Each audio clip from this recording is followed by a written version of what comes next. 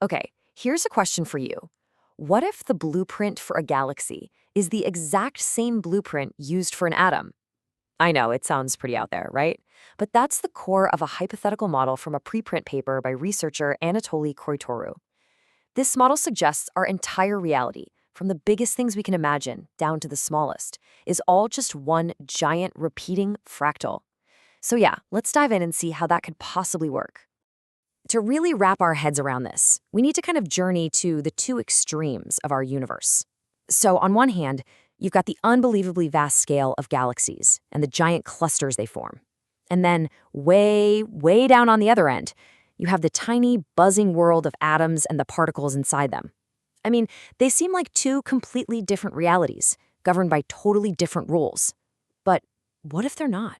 This single question, right here, is the key that unlocks this entire theory. The big idea is that the forces and structures that build a galaxy are just a scaled-up version of the very same forces and structures that build an atom. It's this idea of a radical cosmic symmetry. So how would a cosmic blueprint like this even function? Well, the model says the universe is structured like a fractal. And if you're not familiar, a fractal is basically a never-ending pattern that repeats itself over and over at scales both larger and smaller than the one we can actually see.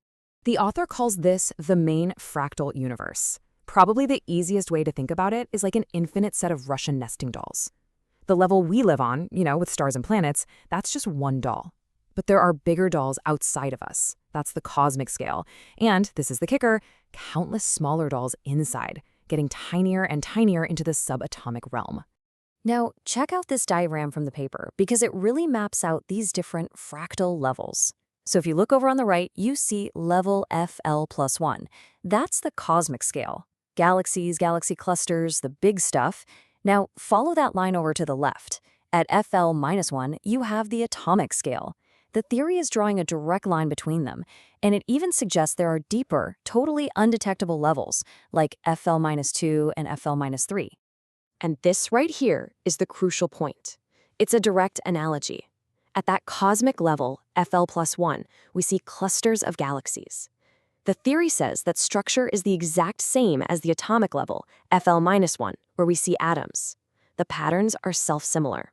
A galaxy cluster is to the cosmos what an atom is to the subatomic world. It's wild.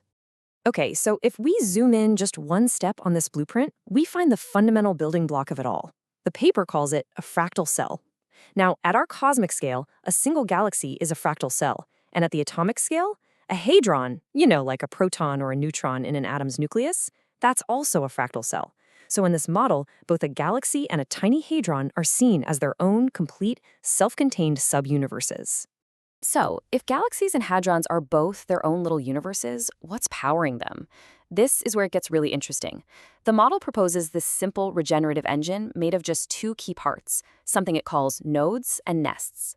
First up, you've got nodes. At our cosmic scale, this is easy. Nodes are just stars. They are the fiery engines of our galaxy, right? They create incredible pressure and shoot matter and energy out into space. The theory suggests that every single fractal cell, all the way down to a single hadron, has its own version of a star powering it from the inside. So where does all that stuff shot out by the nodes go? Well, it gets absorbed by nests. In a galaxy, a nest is a molecular cloud, what we sometimes call a stellar nursery, where all that gas and dust gathers together to form new stars. And this model says that this exact same process of recycling and rebirth is happening at every single level of the fractal. And this just lays it out perfectly. You've got this beautiful, dynamic loop that's constantly running. Nodes, like stars, spit out matter. That matter flies through space until it's soaked up by nests, like molecular clouds. And then, inside those nests, new nodes are born. It's a universe that is constantly regenerating itself from the inside out. The whole thing is driven by pressure. It's as simple as that. Just like gravity creates insane pressure inside a star, which kicks off nuclear fusion and ejects material, the model says a similar force creates pressure inside the nodes at every level.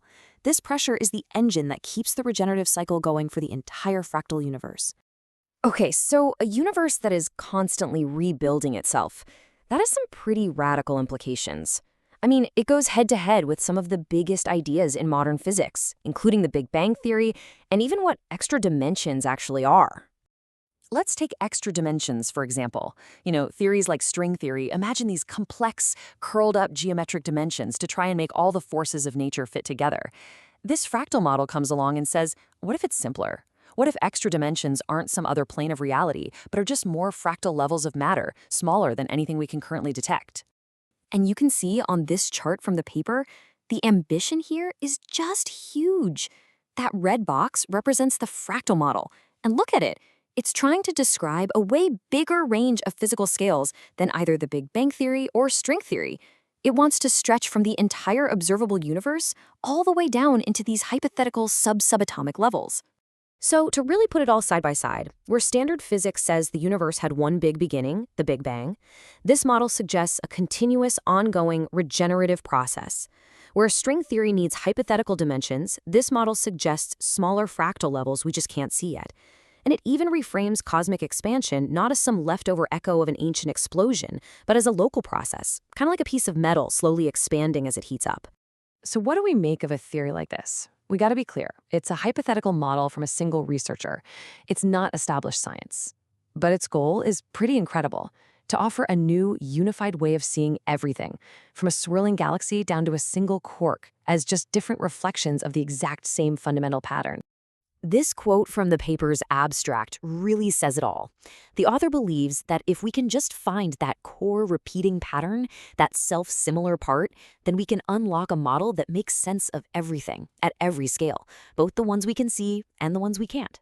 When you get down to it, it's a perspective that shrinks the cosmic and magnifies the atomic until they meet right in the middle, looking almost identical. And whether it's right or wrong, it leaves us with a pretty fascinating thought to chew on. If our universe really is an infinite fractal, just one pattern reflected endlessly up and down, what does that make our own reality, right here on just one of its infinite levels?